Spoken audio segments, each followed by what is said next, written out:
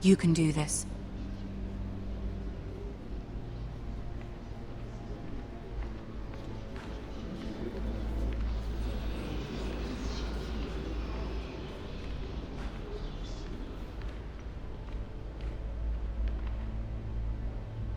Ah, Lady Margaery. Aren't you looking lovely this evening? Lord Tyrion. Your Grace? With your permission, allow me to introduce Lady Mira of House Forrester.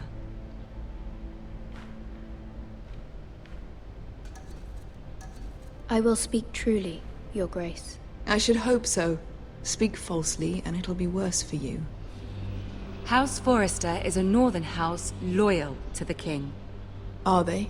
I beg your pardon, Your Grace. I wasn't talking to you. I want to hear from the girl. Is your family loyal to the king? Perhaps you should ask the new Lord Forrester. He's not here, is he? She is. The girl can speak for her house. Yes, Your Grace. To the one true king. The one true king. Yet she didn't say which. The girl is clever. She only meant... I don't care what she meant. I care what she said. I won't stand for impertinence from a girl of the North. If you would give her the chance to explain... Perhaps she can explain why the Forresters have been loyal bannermen to House Stark for centuries. A house of traitors.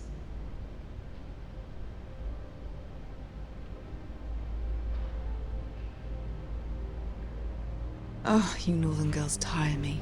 Always quick to make your opinion known, with no thought or consideration for your proper place. Lady Mira is northern, Your Grace, and new to King's Landing and its politics.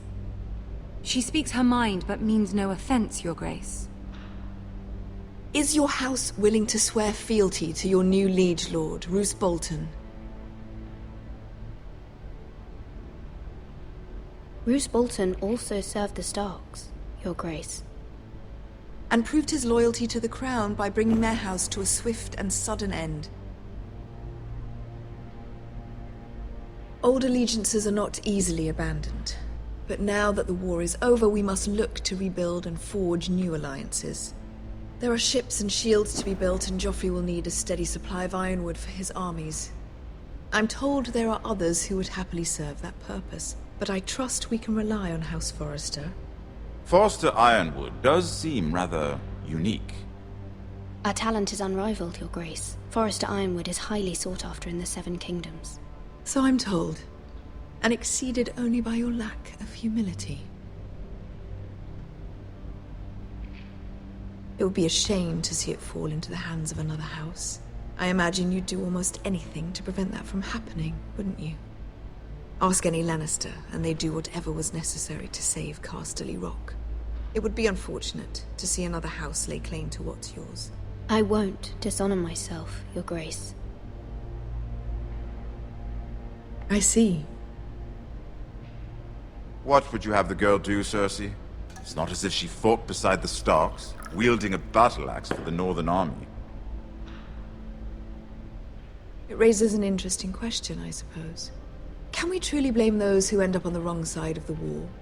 Our dear Margaery here was betrothed to Renly Baratheon on the false assumption that he would one day rule the Seven Kingdoms. Can we fault her for her mistake? Should she be held accountable?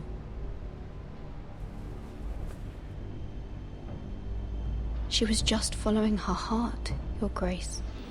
And the very same heart so quickly led her to my son. If there's a point to this, I hope you find it quickly. Loyalty can be such a hard thing to define. This city alone is filled with all sorts of ambitious opportunists looking to reinvent themselves, pretending to be something they're not. Who knows what lurks within their hearts? You are a girl from the north, here in service to Lady Margaery. One can only assume her interests are yours. Yet loyalty to a king, that must be absolute, beyond question. And if your loyalties were to become conflicted between your king and the very person whom you serve, what would you do then? I'm sure she would... Let the girl answer the question. Go on. I must choose Margaery, Your Grace. I serve at her pleasure. Clearly your handmaiden does not have her priorities straight. She is a threat to the crown, isn't she? The most dangerous handmaiden in all of King's Landing. She's headstrong, isn't she? Not surprising, I suppose, for a northern girl. But not very encouraging either. I'd like a word with you, if I may. Of course, Your Grace.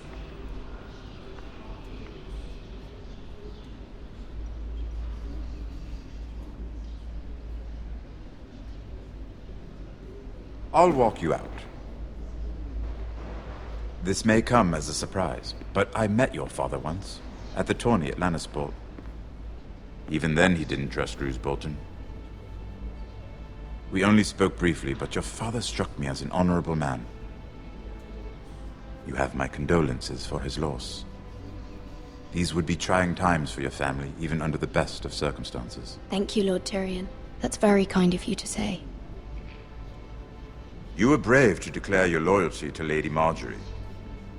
No doubt she was pleased, but Cersei, she will not soon forget what you said. It was quite the first impression. I, of course, found it all highly entertaining. I did it for Lady Margaery. As you should. And of course she has your best interests at heart. My sister and I have our differences. She takes great pleasure in her little charades. I take mine in thwarting them. We must find our amusements where we can. She threatened to give your ironwood to another house.